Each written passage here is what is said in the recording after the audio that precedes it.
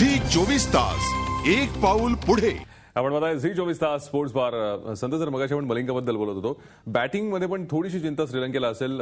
दिलशानला म्हणावा तसा सूर सापडलेला दिसत नाहीये। नाही, आता आपण अशी अपेक्षा करू की त्याला ह्या सामन्यात सूर सापडेल। आपण लॉ ऑफ रेलचा नेहमी आपण उल्लेख करतो की इतक्या वेळ अपयशी ठरलाय, कुठेतरी यश त्यांना मिळतंच आणि मिळावं।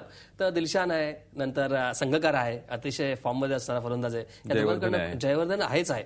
जयवर्धनकडनं आपण अपेक्षा नेहमीच धरतो आणि त्या अपेक्षा पूर्णही करतो। तर हे सारे जे खेळाडू आहेत आणि त्याला पुढे मॅथ्यूज आहे, परेरा आहे, यांची मागे साथ लाभते आणि मलिंगासह येऊन शेवटच्या त्याला एखादं षटक मिळालं त्यात तो मारू शकतो। तर यामुळे त्यांची फलंदाजी अशी परिपूर्ण वाटते आणि फक्त आता एकच आहे की सगळ्यांना फॉर्म चांगला गवसला तर मला वाटतं वेस्ट इंडिजच्या गोंधळाचं कठीण आहे। पण आता त्यांना नंतर बॅटिंग करायची, म्हणजे पिच आहे, हे पिच कसं चालणार आहे, कसं टिकणार आहे यावर मोठी शंका आहे। आपल्याला माहिती नाही, सुरुवातीला तरी पिच साथ देईल मला असं वाटतं फलंदाजांना आणि त्याचा फायदा वेस्ट इंडिजला मिळू शकेल। वेस्ट इंडिज नाणेफेक जिंकले आणि योग्य निर्णय घेतले असं वाटतं की त्यांनी पटकन आपल्या होतील तेवढं रन्स करा, प्रतिस्पर्धा दडपण आणा आणि त्या दडपणाखाली प्रतिस्पर्धा गुंडाळा, असं एकच त्यांचा एक योजना दिसते। श्रीलंकेन मात्र आता नक्कीच विचार असतील की पहिला गेलला बाद करा, नंतर येणारे जे फलंदाज ब्रावो आहे, पोलार्ड आहे यांना बाद करा आणि आपला एक वर्चस्व आहे ते निसटू द्यायचं आणि प्रस्थापित करत ते घट्ट वाढवत जायचं। आणि श्रीलंकन प्रेक्षक, आपण नेहमी वेस्ट इंडिजचं आपण म्हणतोच आहोत, पण श्रीलंकन प्रेक्षकांना अपेक्षा आहे ती त्यांच्या विजयाची आहे।